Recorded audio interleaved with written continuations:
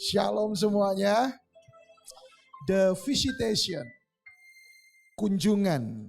Dan saya mau katakan bahwa kunjungan yang luar biasa dilakukan oleh Yesus yang bukan lagi bayi, tapi dia raja di atas segala raja. Amin.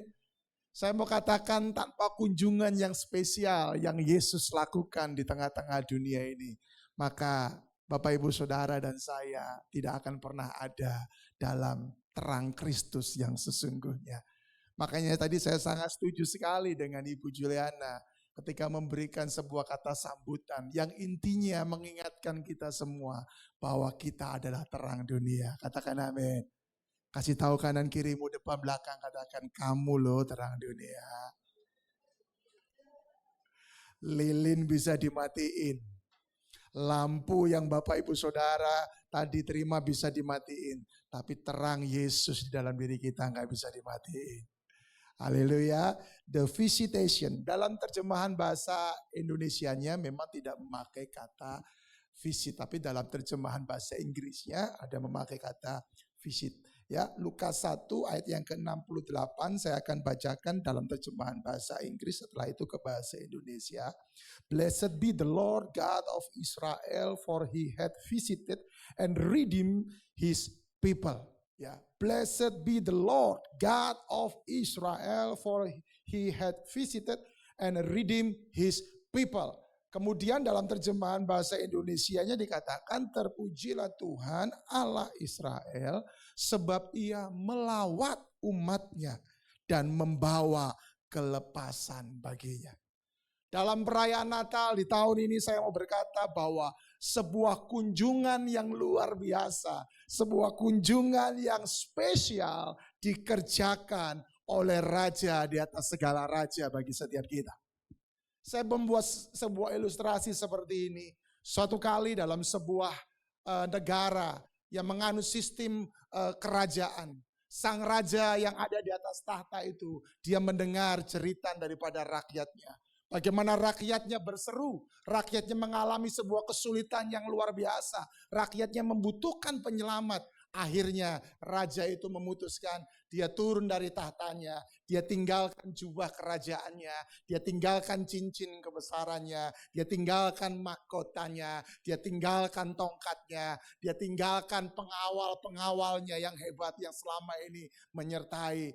Dia tinggalkan itu semua untuk dia turun ke tengah-tengah rakyatnya. Dia melakukan kunjungan yang luar biasa di tengah-tengah rakyatnya. Dan dalam kunjungan itu dia menemukan ternyata bantuan harus diberikan kepada rakyatnya. Dan bantuan apa yang harus diberikan kepada rakyatnya? Raja itu menyadari dirinya sendiri harus menjadi bantuan yang utama bagi rakyatnya. Rakyatnya membutuhkan keselamatan, rakyatnya membutuhkan jaminan. Makanya kelahiran Yesus bicara bagaimana kita mendapatkan jaminan akan keselamatan. Katakan amin. Makanya saya katakan sebuah kunjungan yang luar biasa dikerjakan oleh Yesus.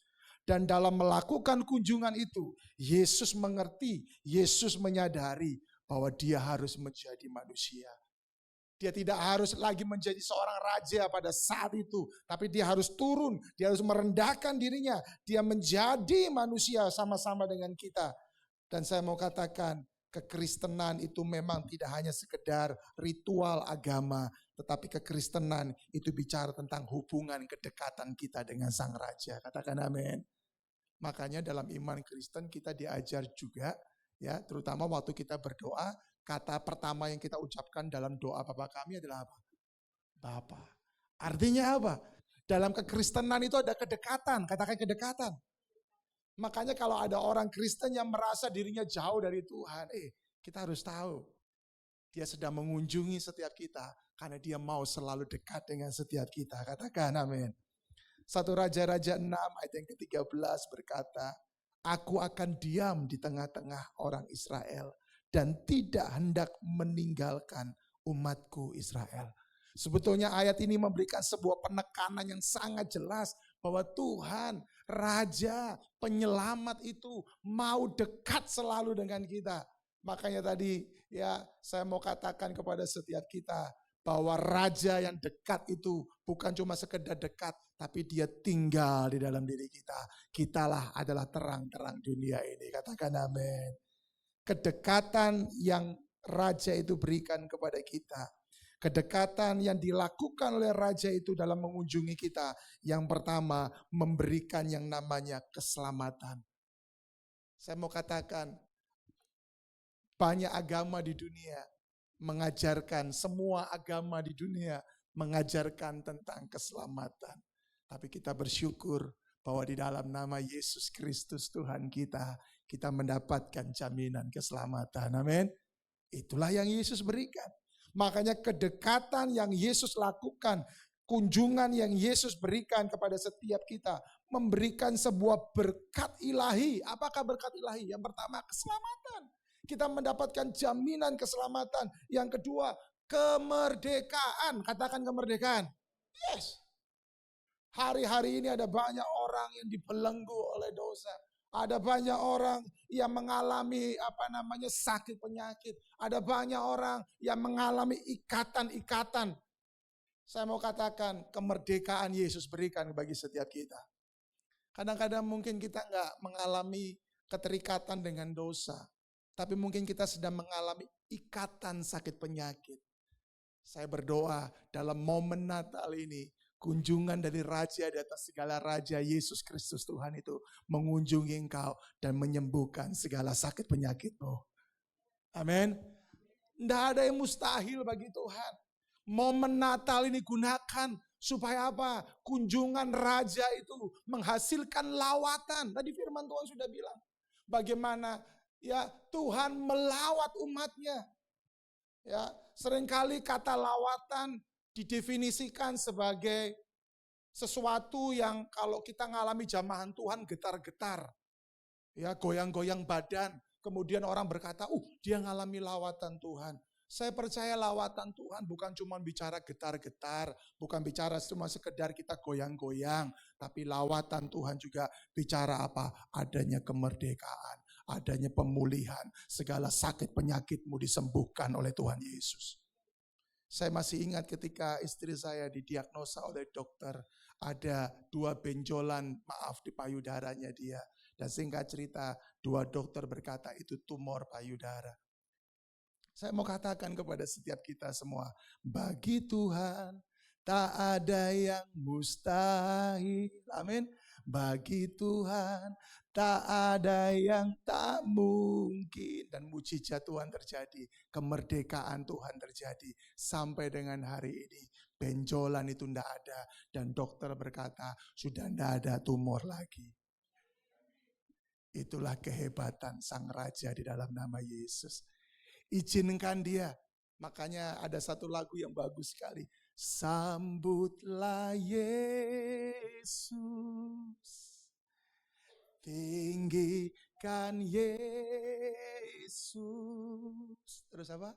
Beri dia hormat, pujian, dan kuasa. Yesus Raja. Bagi yang mulia, ku angkat tanganku, kau ku puja, ku cinta, ku sembah.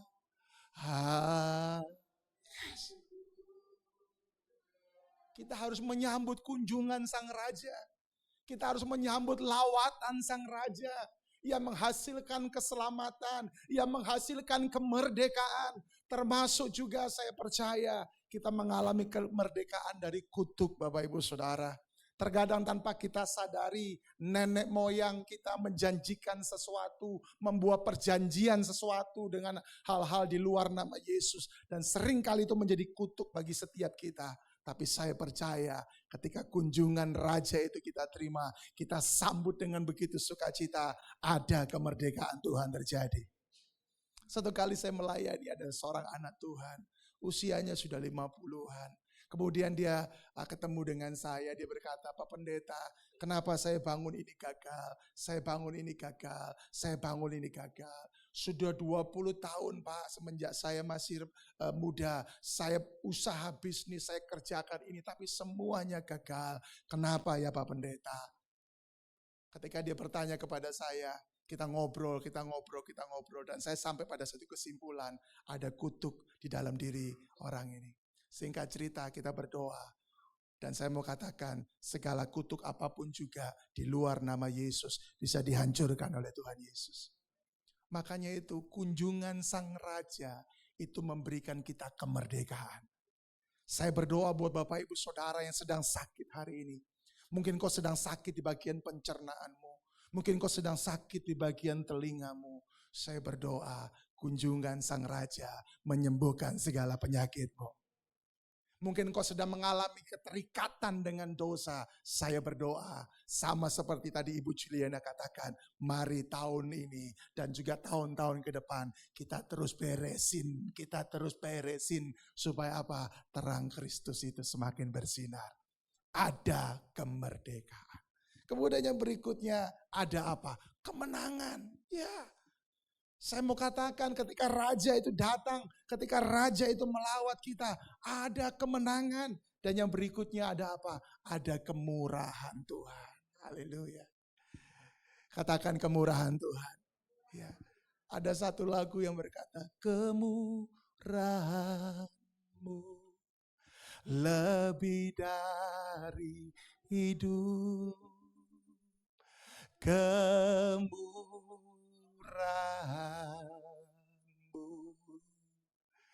lebih dari hidup. Bawa lidahku memuji Engkau, memuji Engkau.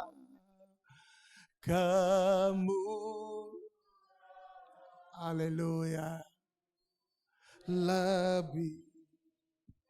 Yes. Kemurahan Tuhan yang membuat keluargamu bisa bertahan sampai hari ini. Kemurahan Tuhan yang membuat engkau masih bisa bekerja hari ini.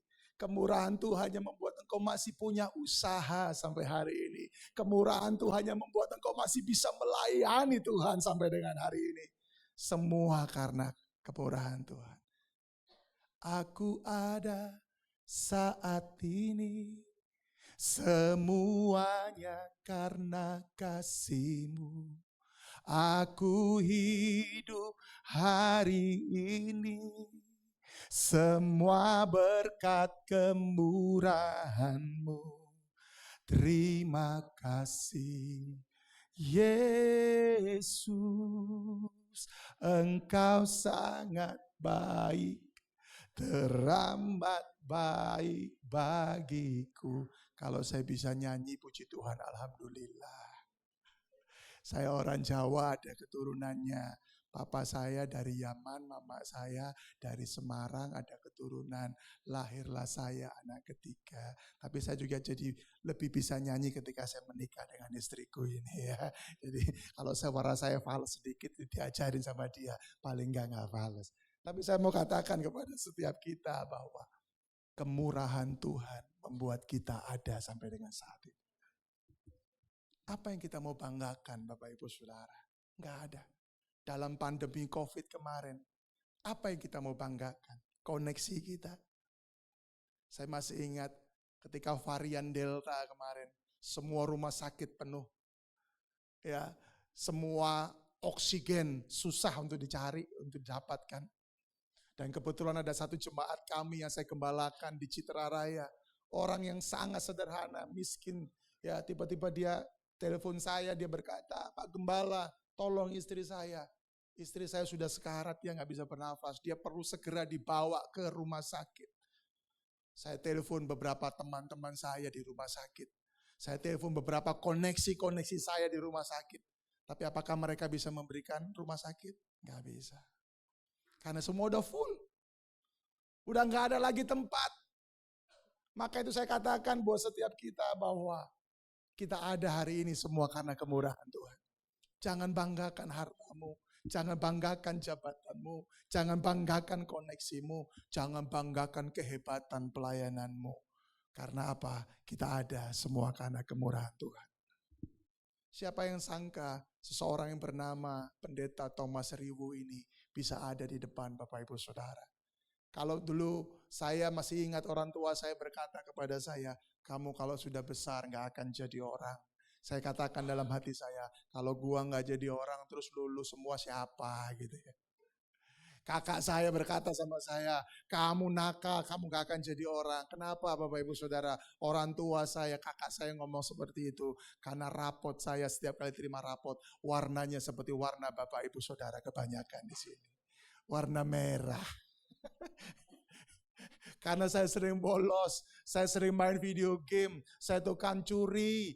Ya, sampai-sampai mama saya itu kalau nyimpen uang di lemari, lemarinya dikunci dan mohon maaf, kuncinya dimasukin di dalam peniti dan penitinya dicantolin di di BH-nya Bapak Ibu Saudara. Karena apa? Karena dia tahu kalau gua tinggal kunci ini sembarangan, nanti Thomas pasti si tukang curi itu dia akan ngambil uang.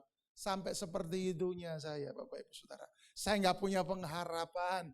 Saya pernah kerja, ya pengen kerja kantoran nggak bisa. Orang saya nggak punya ijazah. Ya SMP aja waktu itu saya nggak lulus Bapak Ibu Saudara. Tapi kalau hari ini saya bisa S1, saya bisa S2. Ya semuanya teologi saya ambil. Itu semua karena kemurahan Tuhan Bapak Ibu Saudara. Saya pernah kerja jadi kuli bangunan, saya pernah kerja di toko sepeda, ngerakit sepeda, saya pernah kerja di yang paling tinggi pekerjaan saya pada waktu itu adalah jadi sales, itu paling tinggi menurut saya. Salesnya sales mesin pompa hidran ini yang kalau kebakaran di gedung-gedung ini ya kena api. Nah itu dulu saya sales di perusahaan seperti itu Bapak Ibu Saudara. Saya pernah kerja jadi debt collector. Saya minta maaf kalau mungkin ada yang dulu pernah saya datangi sebagai debt collector kalau ada di ruangan ini ya. Saya minta maaf. Tapi saya pernah kerja itu Bapak Ibu Saudara. Saya pernah ngalami situasi-situasi. Kenapa? Saya nggak punya pengharapan. Saya nggak punya masa depan. Tapi kalau hari ini saya ada, hari ini saya bisa menggembalakan di Rock Citra Raya. Kami punya cabang di Citra Maja, di Suvarna Sutra. Saya punya istri saya yang luar biasa. Siapa yang gak kenal Maya Uni Putih, cari di YouTube pasti semuanya ada di situ. Dia seorang penyanyi, dia seorang hamba Tuhan. Dia lebih terkenal namanya daripada saya. Tapi saya mau katakan kepada setiap kita, kalau kita ada hari ini semuanya karena Tuhan. Amin. Termasuk kalau engkau masih bisa bertahan di akhir tahun 2023. Semuanya karena Tuhan. Suami istri, kalau engkau masih ada, semuanya karena Tuhan. Kunjungan lawatan Sang Raja menghasilkan kemurahan. Dan yang berikutnya, kunjungan lawatan Sang Raja menghasilkan apa? Ketenangan. Katakan ketenangan. Tenang. Di Natal ini saya berdoa ada ketenangan. Berdoa sungguh-sungguh. Cari wajah Tuhan sungguh-sungguh. Segala prediksi boleh dilakukan orang di tahun 2024. Bahkan ada beberapa orang yang berkata masih sulit di tahun 2024. Masih gelap di tahun 2024. Tapi saya mau katakan bersama Yesus kita akan melakukan perkara-perkara yang besar. Ada ketenangan. Itulah yang Yesus berikan. Itulah yang Yesus sampaikan kepada si Elizabeth lewat para malaikat. Bahwa dia akan mengandung. Jangan takut. Dia juga berkata kepada Maria, akan lahir juru selamat lewat kandunganmu. Jangan takut. Maka itu saya katakan di momen Natal ini, mari sambutlah kunjungan Sang Raja. Izinkan dia visit di dalam hidupmu. Izinkan dia visit di dalam keluargamu. Izinkan dia visit di dalam pekerjaanmu. Izinkan dia visit karena kunjungannya dia bukan kunjungan biasa. Dia akan tinggal, dia akan bercokol, dia akan berkuasa di dalam kehidupan kita. Katakan amin. Untuk memberikan ketenangan. Makanya itu respon penting yang harus kita alami ketika kunjungan Raja itu terjadi dalam hidup kita adalah apa? Adanya pertobatan sejati. Saya nggak janjian dengan Ibu Juliana. Dan saya percaya Ibu Juliana juga mendapatkan itu dari Tuhan.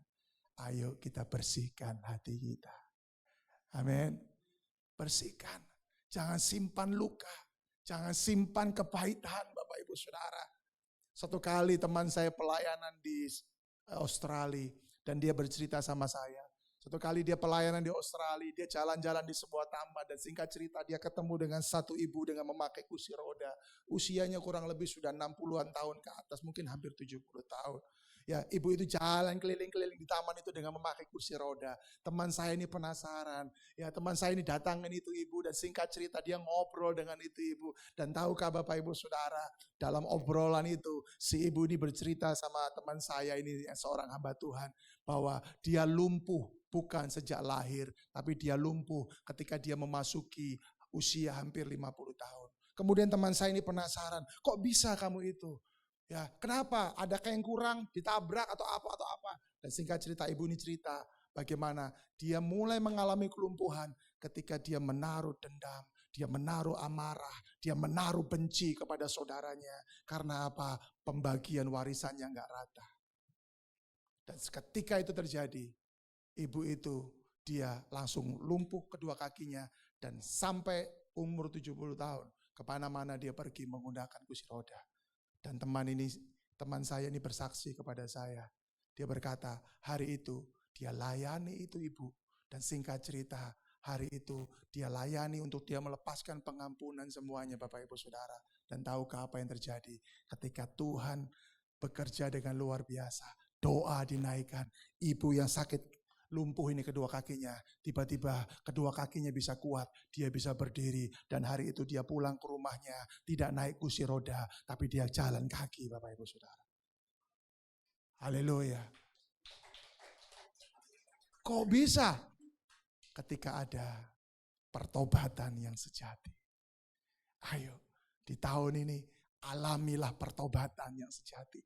Yang namanya bertobat itu berpindah, berbalik 180 derajat. Itu baru bertobat. Jangan seperti teman saya. Dia berkata, untuk kita bisa menjangkau orang-orang yang berdosa, kita harus masuk ke tengah-tengah orang berdosa. Kita menjadi orang berdosa. Loh, kalau kita menjadi orang berdosa berarti kita bukan terang lagi dong. Seharusnya kita jangkau orang berdosa is good, tapi kita sendiri mengalami pertobatan yang sejati. Itulah yang harus kita alami di dalam momen Natal tahun ini. Ada sebuah lagu yang saya suka juga. Hidup ini adalah kesempatan.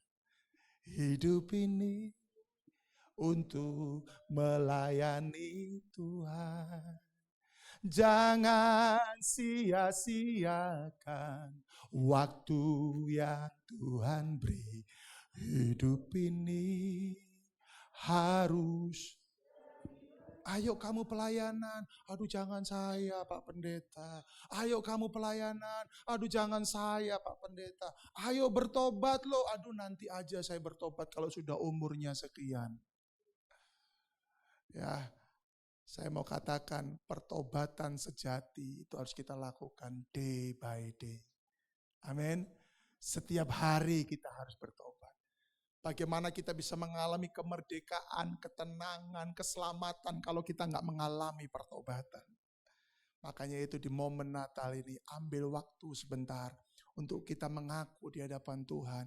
Apa yang masih kurang dalam diri kita. Biarkan kita bersih-bersih. Ya, kita buang segala yang kotor, segala yang cemar, kita buang semuanya itu. Biarkan terang Kristus itu menerangi kita. Mungkin di tahun lalu, mungkin hanya bagian sebelah sini yang terang, bagiannya sebelah sini yang belum. Mari berdoa, ambil keputusan supaya ada pertobatan yang terjadi. Katakan amin. Yang kedua, yang harus kita lakukan juga untuk menerima kunjungan Sang Raja adalah apa? Lakukanlah ibadah yang sejati. Katakan ibadah yang sejati. Alkitab dengan sangat jelas berkata, ibadah yang sejati adalah apa? Persembahkan tubuhmu. Ibadah yang sejati adalah apa? Kunjungi orang-orang yang terpenjara. Ibadah yang sejati adalah apa? Bantu mereka yang sedang mengalami kekurangan. Janda-janda, bukan janda-janda muda loh ya.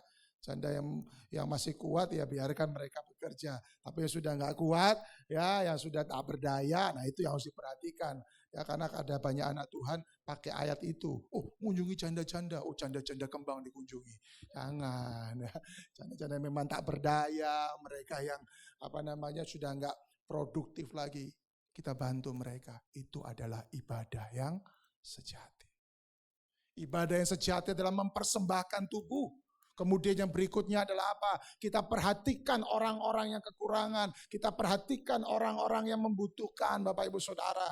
Ada banyak orang yang mengalami masalah sehingga hidupnya harus masuk ke dalam penjara. Ya, kemarin istri saya pelayanan di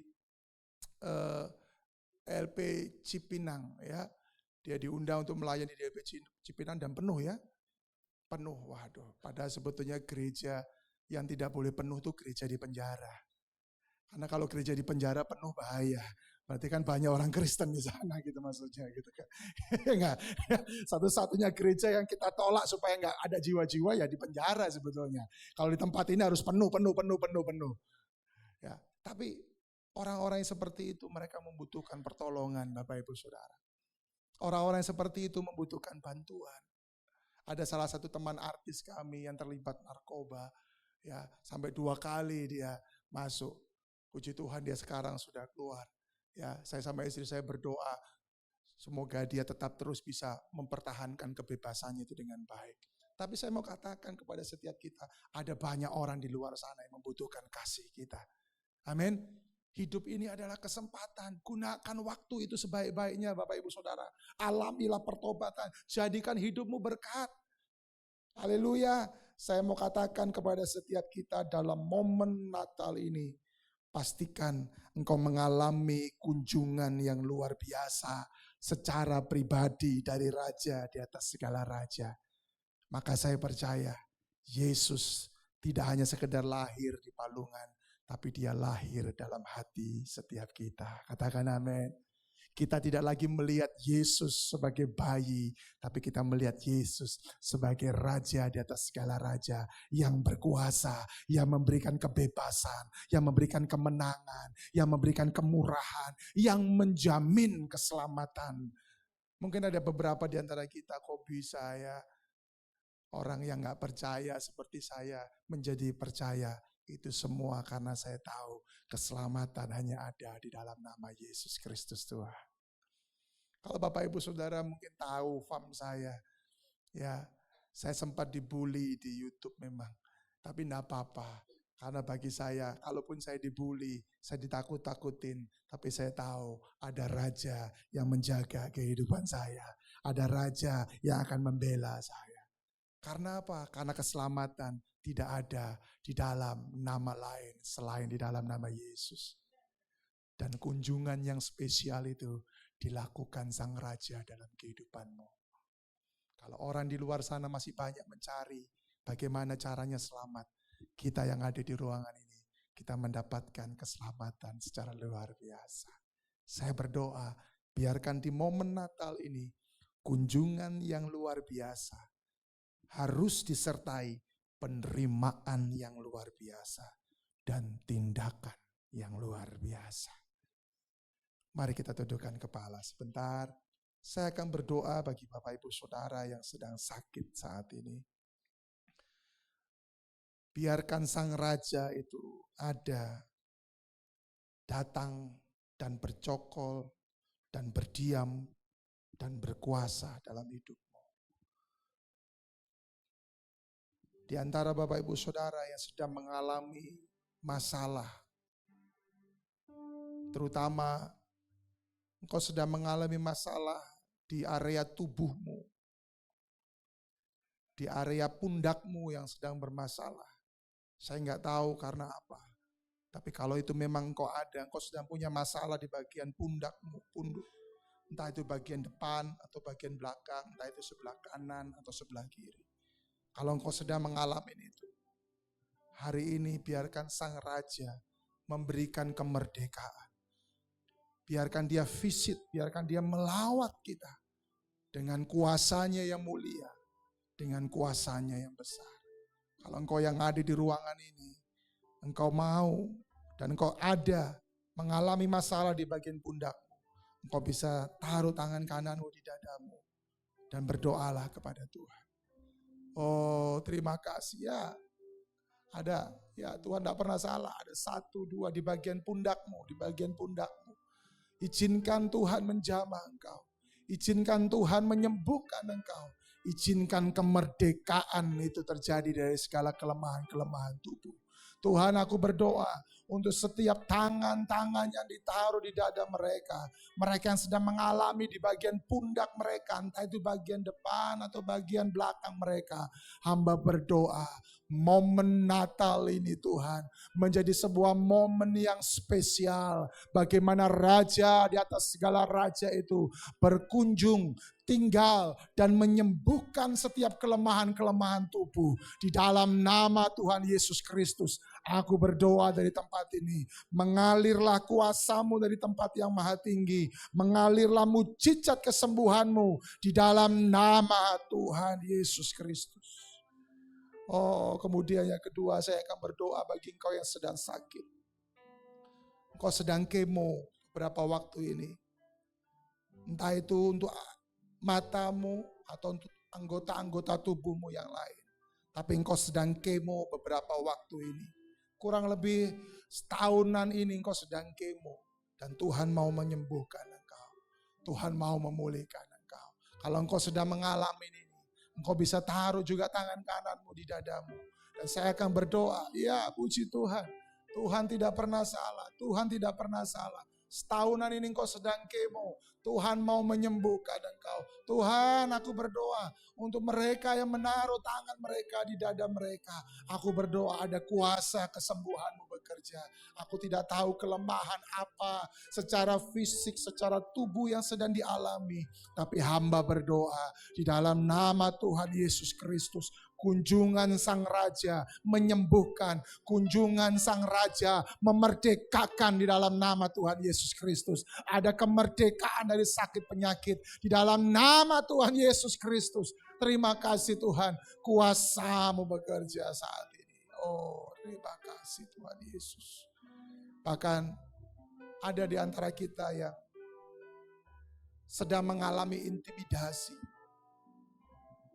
Engkau gak dapat jodoh. Engkau gak dapat pasangan hidup.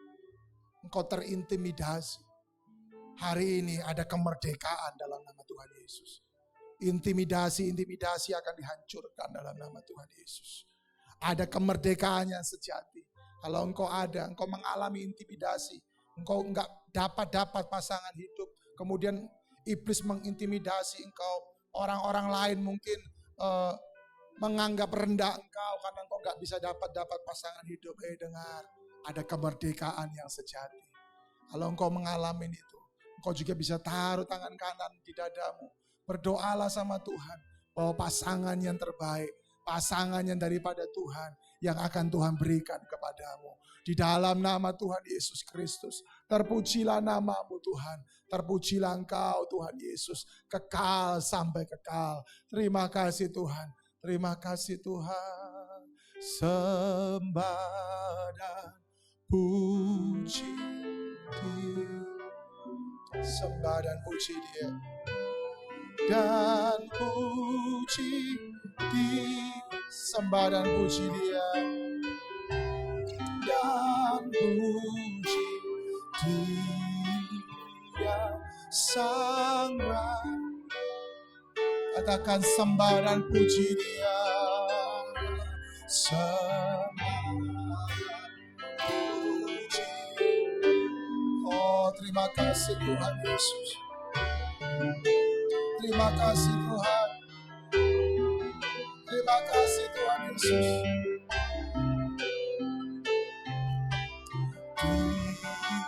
Dia Sang Raja. Mari semua pejamkan mata, biarkan musik memainkan pujian ini.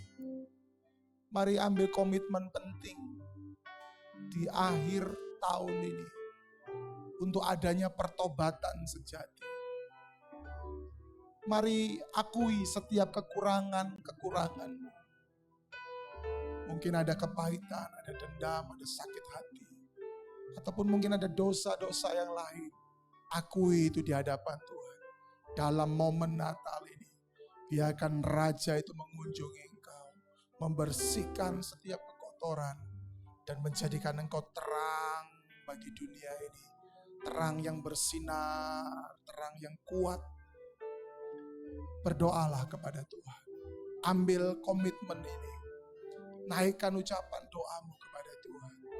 Tuhan, Kau mendengar doa-doa umat-Mu hari ini. Mereka yang mau mengalami pertobatan yang sejati.